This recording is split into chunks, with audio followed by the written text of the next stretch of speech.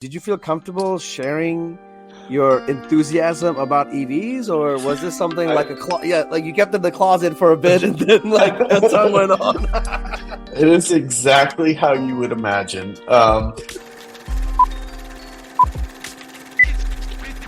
What's up, everybody? Welcome back to the Tesla Geek Show. I am Anwar Beck. And I'm Eli, and on this week's episode of the Tesla Geek Show, the bearded Tesla.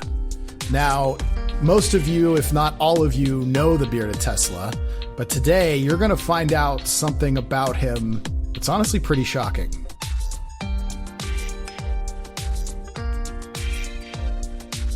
Yo, yo. Yo, yo, what's good, man? It's good to be back on the Tesla Geek Show. Dude, I'm so excited to chat with our good friend, the bearded Tesla guy. His actual first name is Justin. Most people in the community don't know. I joke with my friends, he's the most famous unknown person in the Tesla community because he came out of nowhere. Him and my friend Gregor Truck, like during the Cybertruck and all that kind of stuff. So I'm super excited to chat with him. And yeah, stay tuned. He's got some interesting tidbits to share with us as well. We were both jaw dropped here pre-stage. Yeah. We only found out about this like 60 seconds ago. So you know what? Without further ado, let's bring him up to the stage. Justin, the bearded Tesla. All right. Justin, bearded Tesla, bro, tell everybody listening and watching what you just mentioned to us before this show. You're about to do something with a Cybertruck and in an electric vehicle that very few people, if any, especially with the Cybertruck, have ever done. That's right. Yeah. Getting ready to kick off on the biggest, most epic, craziest thing I've ever done. And this project is something I've dreamed about for a long time. And then for the last 2 years, I've really actively been planning this trip. So I've got a long drive ahead of me just to get to the start line. But the best way I can explain it without giving it away is 2 Cybertrucks, 4 enthusiasts, 1,000 miles round trip of unpaved highway, no charging infrastructure, and one of the best stories I can think to tell today. Wow, what a teaser. I'm so excited. This is something like we're all used to a lot of FUD, a lot of hate on EVs. It's just natural. Get it. Some people don't want to experience the change and how EVs are better in many ways. But some of the stuff I have a hard time digesting when it's just fake. And we're going to prove once and for all, nobody's going to be able to watch this and after say EVs can't go anywhere because we're about to do the quote impossible with our trucks. So will people be able to follow along the way via your social medias, whether it be X or Instagram, or is this going to be like kind of a story that comes out after the whole thing's done and filmed and edited sort of thing? Yeah, it's a two pieces to that. So you can follow on social media either myself or Teslatino. He's going with me, he and his wife. We'll be doing teasers we love along the way. Teslatino, dude. Raphael's the man. Things just happened to work out, and I asked him to come along with me like 2 months ago, and he's like, yeah, let's do it. So that may even be crazier than my story is, 2 months, no notice, he's coming. But yeah, you can follow either of us along the way, both of us along the way on social media. We'll be giving updates and teasers, but August 26th, we will officially announce what we're doing because that'll be the day we start the big journey. So, all right. Well, we got to have both of you on back after you guys complete this journey. You just dropped a couple bombs on us. You guys are going on this 1,000-mile trip with Cybertrucks, and Teslatino, the traveling Teslatino, is joining. Yeah. Yeah, he's been living in his truck essentially for 2 months now. He and his wife have really been giving it a shakedown. I think 27,000 miles today. Yeah, he is putting the truck through its paces, testing it to the limits, and doing a heck of a job being a true steward of the Cybertruck. So before we get into addressing some of the FUD that there's been against electric vehicles, which you're attempting to once and for all put a rest, at least to one angle, one perspective of that. What did you like? Where do you come from before, owning a Cybertruck? What's your history with, cars? Like, what are you all about? Yeah, cars. I tell people I'm a car person first, a Tesla person second. I love my Teslas. They still today, in my opinion, offer the best options for electric vehicles, which is why I'm so passionate about it. But this is generational. It's in my blood. 3 generations of I guess my dad said to the other day, I'm the fourth generation of this. So all the men in my family from generation to generation have been in the automotive business.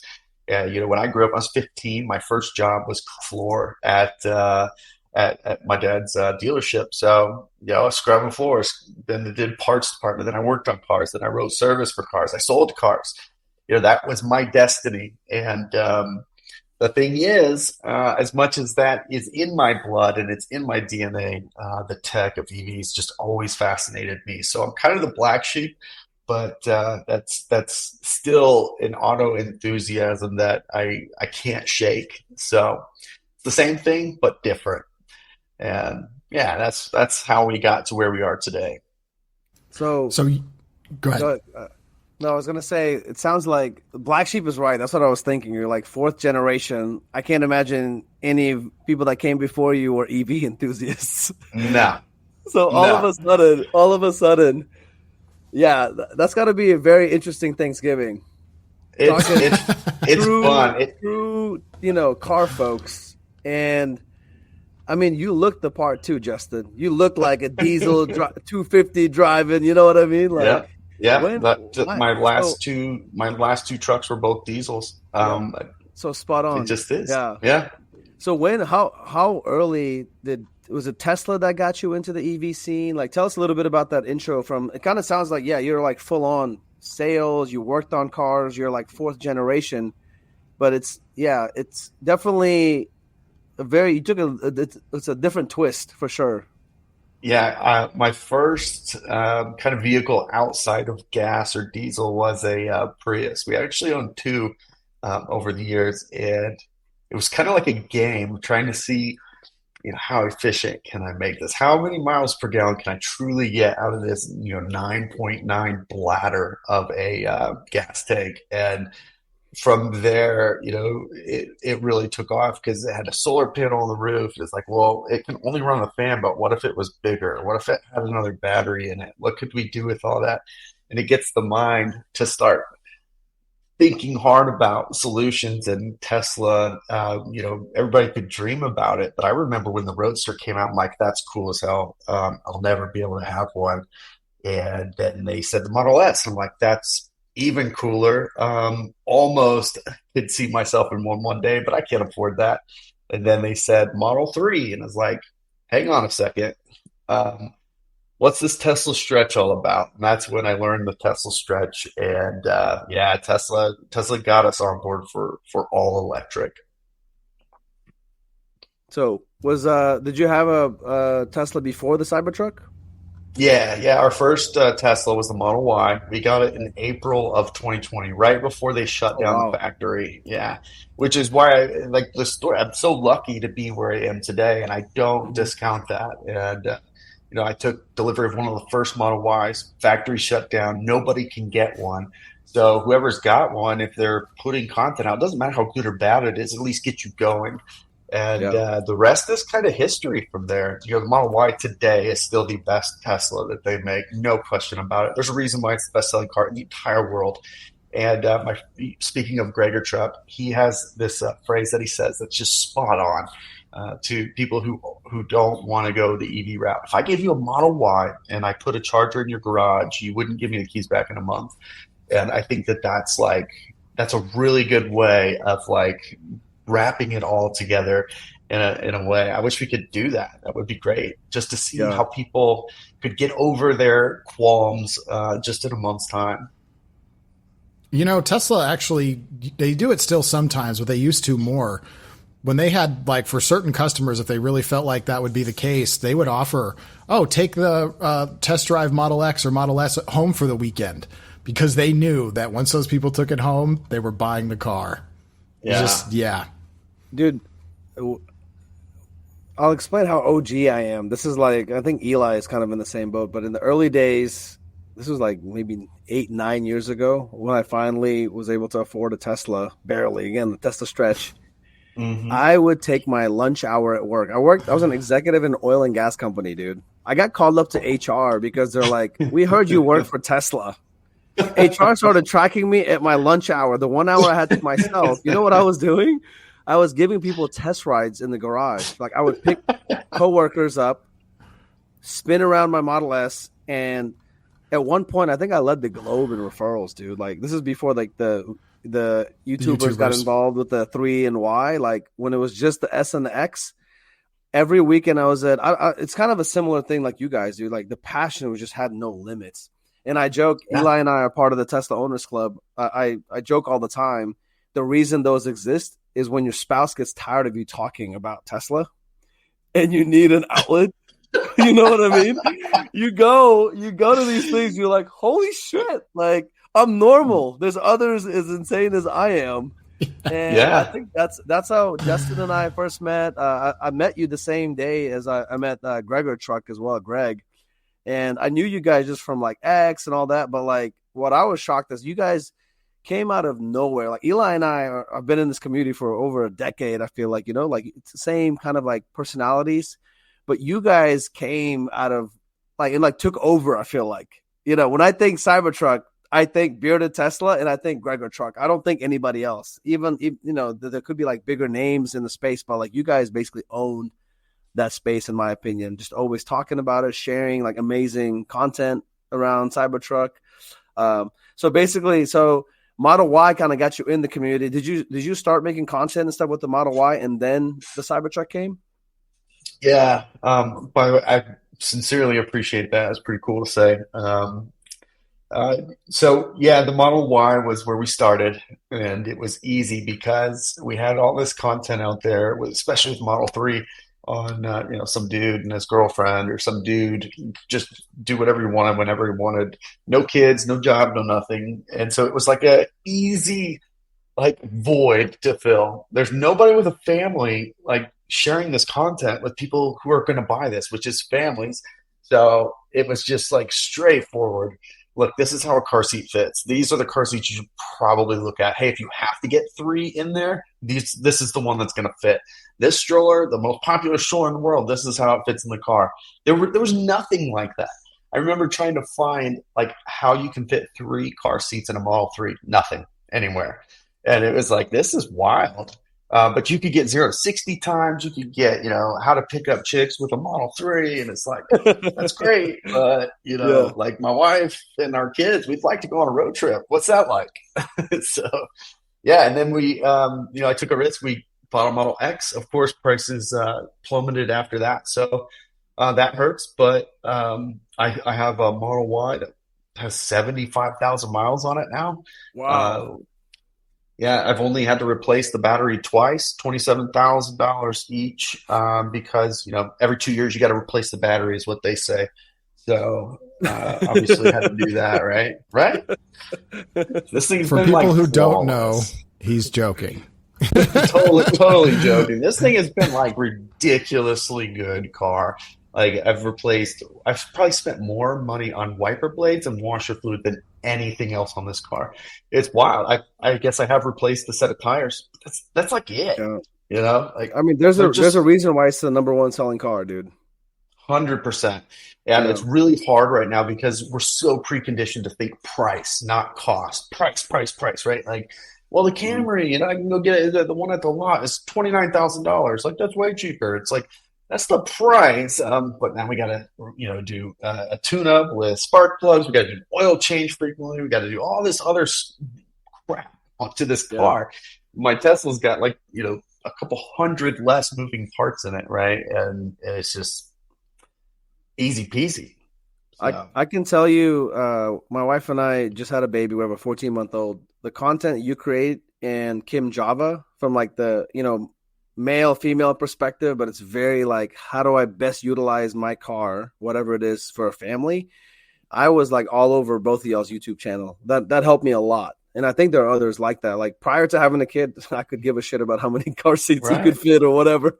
I wanted to right. see, drag strips, drag times and whatever. But as soon as you have a kid and you have to think about your Tesla in a slightly different way, like it definitely makes a big difference to get that advice and that counsel from you guys. So yeah, I definitely appreciate that. Yeah, absolutely. I mean, your priorities change too. It's already a fast car, but Yeah. now you're thinking, okay, what did that safety test look like again?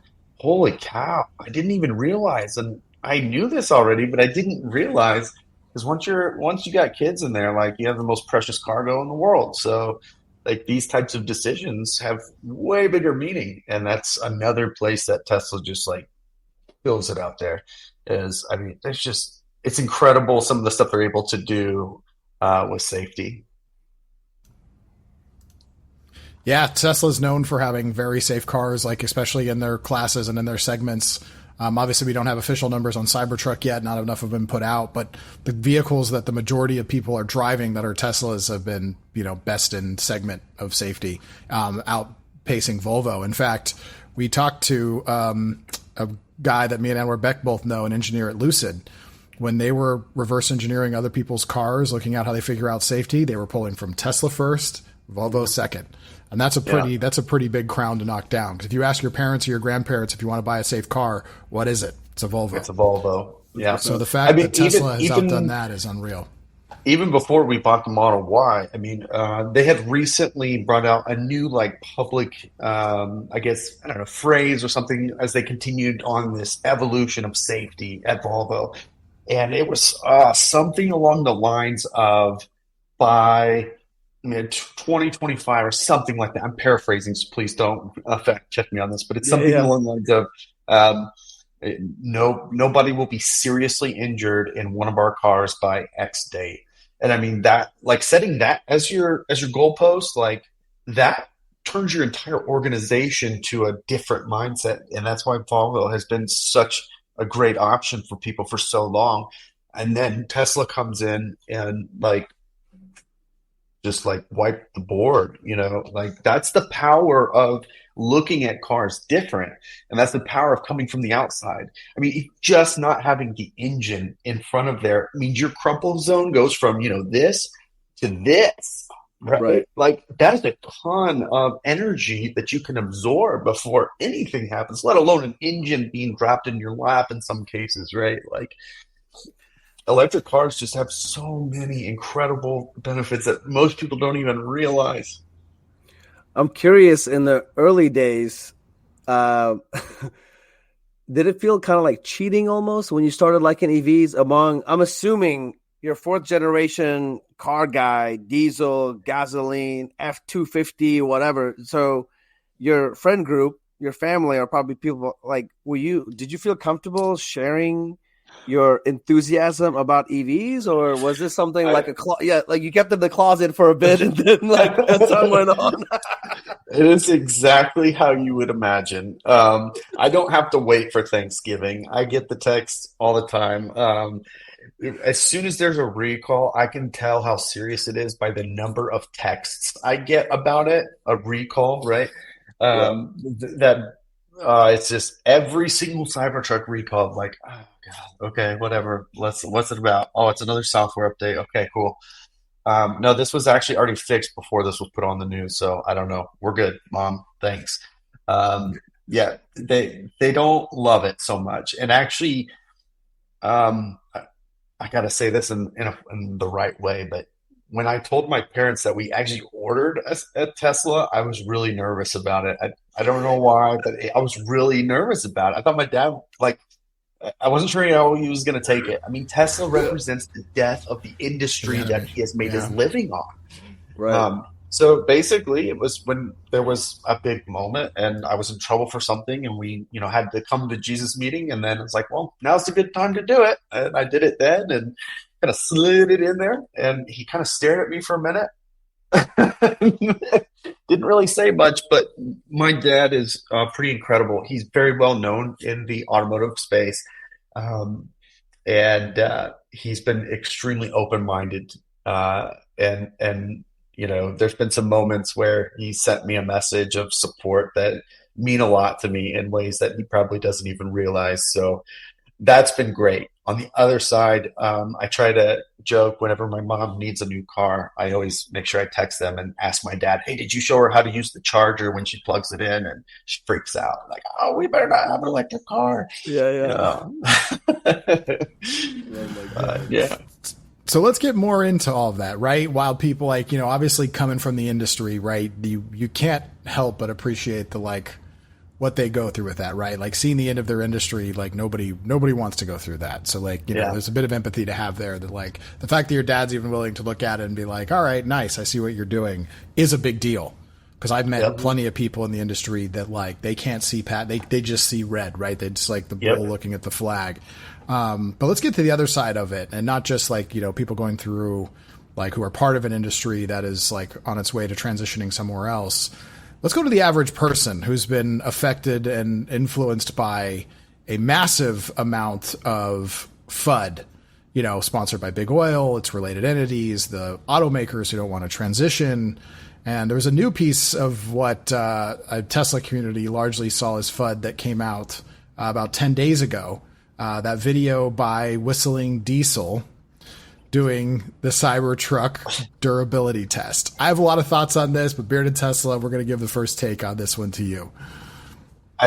People forgot very quickly the channel is entertainment purposes, right? And for entertainment, that was very entertaining to watch. Unfortunately, towards the end, he tried to throw in some things that I feel like were factually incorrect and were not really fair to suggest that something could happen in the structure of the Cybertruck. And I don't say this just from posture. I don't say this just from opinion. I've gone and done these things. I'm coming from a place of experience. I towed my Cybertruck with a Cybertruck, 9,546 pounds from Salt Lake City to Orlando. That's 2,400 miles. You know how many potholes are in Colorado in the mountains? Nothing about the Cybertruck is fragile and it's frustrating because he did destructive testing, and sure enough, it destroyed a piece of the Cybertruck, and it still operates, by the way. And we're somehow now under this impression that towing in a Cybertruck is unsafe, and that is super unfortunate when things like that take off, because it's sending the wrong message. And you're talking about the average consumer, they don't care about cars like you or I do, right?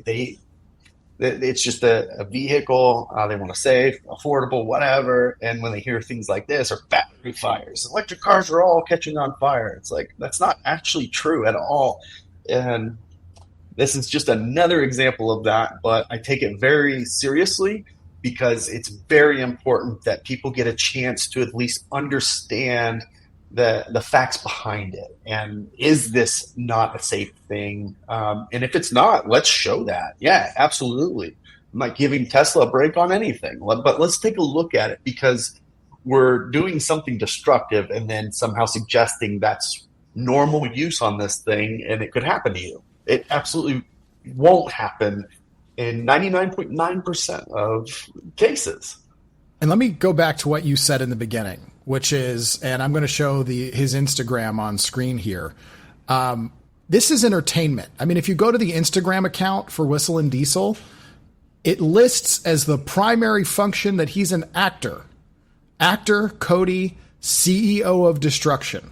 His content is all about glamorizing and glorifying destroying expensive cars. Yep. You can look at the video, you've seen Top Gear, right?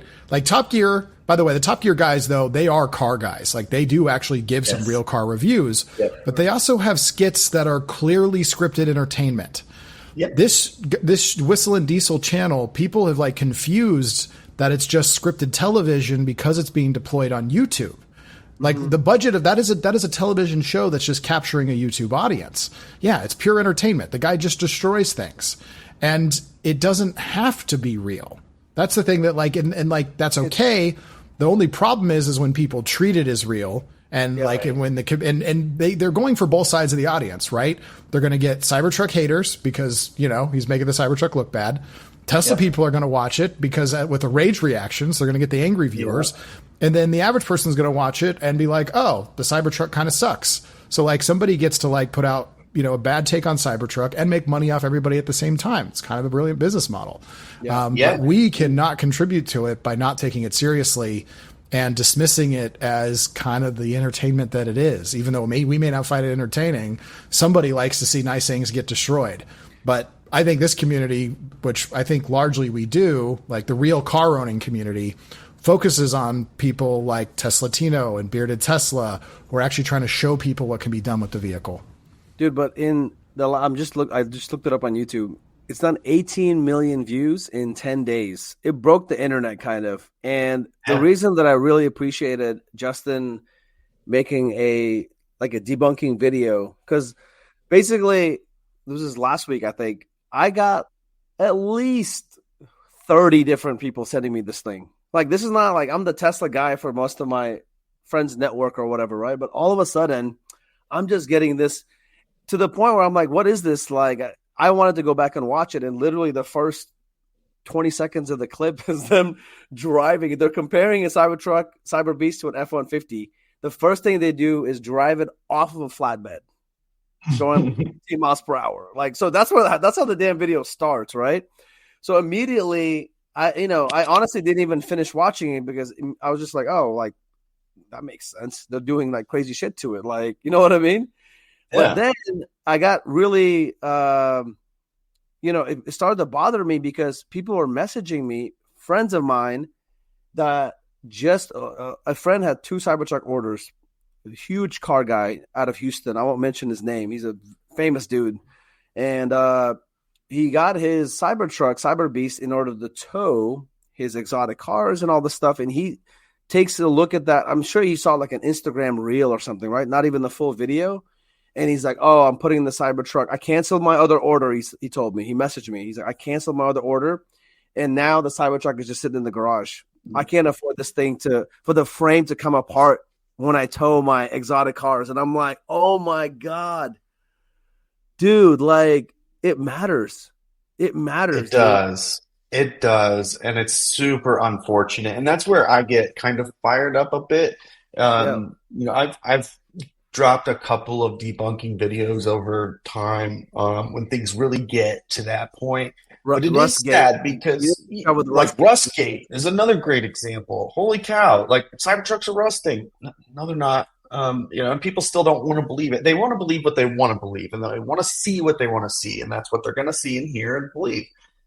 And the Cybertruck is so polarizing. It's not just that it's a Tesla, which is polarizing. Now it's we're talking truck country, all right? We're talking America, and it's really hard for people to understand that this super amazing bad A truck that's made in America.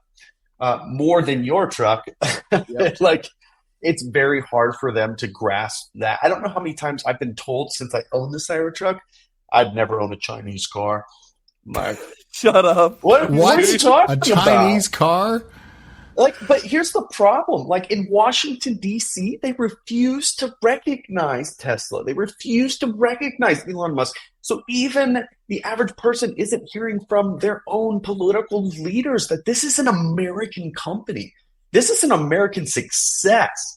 And this is something that should be freaking celebrated as an American success. And it really bothers me because a lot of people are missing that opportunity to appreciate what an amazing thing that all of this is. The future of transportation is electric, and it just so happens it's an American company that made it possible. Yeah. I think that's a bad, awesome story. Like, you highlighted something pretty interesting there, which really stuck out to me. So Cybertruck is like really polarizing, right? People like it. They love it.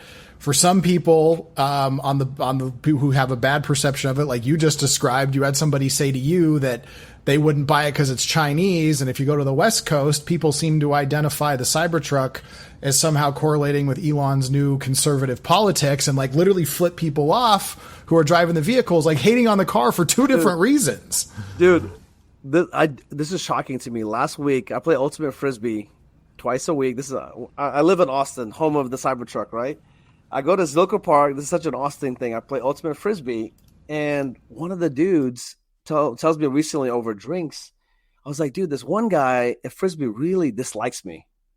I've never said 2 words to him. And he turns to me, he goes, dude, it's your Cybertruck.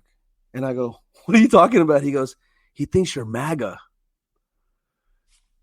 And I'm like I'm standing here. This dude judged me because I pull up in my Cybertruck to play Frisbee with these folks in Austin, right? It's like a democratic, pretty liberal city. Because I pulled up with a Cybertruck, I'm like full on Donald Trump MAGA or something, according to this guy. And I was shocked at the statement, dude. I'm like, wait, what? Does he know me at all? I've never talked to this guy, even like one word. Yeah. So that's part of what's happened with like the unfortunate, like, you know, Tesla's never really taken charge actually of their own branding. Yeah. It's been defined by its users and its most visible users. So depending on who its most visible users were in any given window, largely drove the public perception of the brand. And at like different points in time, different people of us played a different role. Like Anwar Beck did with the early P100Ds. Like, you know, like we all played different pieces in that. So unfortunately, what seems to have happened with Cybertruck is not only did it drop as Elon went to Texas, right, as he switched to conservative, and now you could arguably say MAGA with the full endorsement and super PAC for Donald Trump. Also, have you guys seen that music video with Kanye and the other guys where like they've got the Cybertruck wrapped in MAGA and all that stuff? Like, so like it's been used and participated in these things. And Tesla's not to blame for that. Like, you know, like not directly, like maybe Elon participated in that, but like, I doubt it. Like it was just the thing to do. That it really does impact people. Like when somebody perceives people to be a spokesman for the brand, which like the only face we associate with Tesla is Elon, right? Like we know Franz, but the public doesn't know Franz. Like we're the rare crew that really appreciate what it is that he's done. But the public's to just see Elon and like, it's funny. Half the Cybertrucks I've seen are billboards for businesses, right? Yeah. And it seems that people's perception of the Cybertruck, they're using it as a billboard for what they think of Elon Musk. And it's beyond unfortunate. I was actually, the Washington Post released an article this week that I was able to provide a quote for, I guess. When I was discussing with the what am I trying to say? What a journalist, Jesus.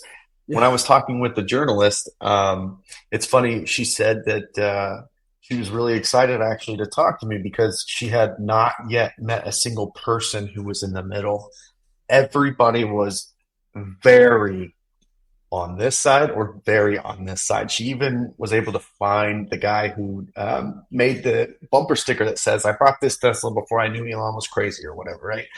So it's super fascinating. You know, politics has become so divisive, and I've seen families torn apart by it, and it breaks my heart. But now the car you drive is political, which is just like mind blowing. And these people talk like they know it all. Like, do you realize what the CEO of Volkswagen is doing? Like, you don't have a problem with your Jetta. Like, you know what I mean? It's just like so back and forth, and it drives me nuts because you know, I personally don't like purchasing subpar products because of the opinion of, you know, a CEO or whatever. It doesn't really matter like that. Like people are missing out on, you know, an enjoyable life by getting caught up in this poisonous stuff. And truly, politics are bred in circuses, and actually investing any part of you into it, it is corrosive because even if your side does win, they never, and the history of our last 100 years of politics can show this, they largely do not deliver on what they promise, even when your guy does win. It may be some approximation of some small parts of it, maybe on their way out of office, right? I mean, we're 4 years into almost at the very end of Biden's term, and marijuana still isn't legalized, and that's something Democrats have wanted to do forever. Obviously, the way it's happening, and it's going to happen, but like that was a campaign promise, right? Like, still going to be gotten to. Hasn't happened. May not happen while he's in term. It may happen for the next guy. But yeah, it's unfortunate to see people get overly caught up in it, and it's odd to me to see Elon get caught up on it, because I remember 5-6 years ago him talking about and tweeting out multiple times how the president was nothing but a man controlling a small rudder on a very large ship. That effectively the president isn't really that important, and that what can be done in private sector is more important. And I actually really agree with him there. So it's weird to see this shift now, but the good news is the election is only a few months away. So we only got about 100 more days of this at most, hopefully. And we can get back to focused on the things that we enjoy. I hate it. Yeah. Justin, curious, since you've owned the Cybertruck, how many times have you been flicked off? Interesting. Greg or Chuck, he gets so much more hate in Phoenix than I get here. I get a lot of looks, thumbs up. Just today, pulling into my neighborhood. Where are you located? In Orlando. Orlando, okay. It's pretty. I mean, it's a smorgasbord, I guess, but probably a little bit more left-leaning, I would guess, politically. But even pulling into my neighborhood today, somebody coming the other way, sitting at the stoplight, stuck their hand out the window, doing this, right? So it's still fun for a lot of people, but I'm also in like a tourism area. So a really good story to share with you to kind of capture that is I brought my Cybertruck to Hollywood Studios one night, and people were like, make sure you turn Sentry mode on. I'm like, yeah, that's a great idea. I was like in the charging spot, the first parking spot that you can see when you walk out of that park. Turn it on. I'm expecting the worst, right?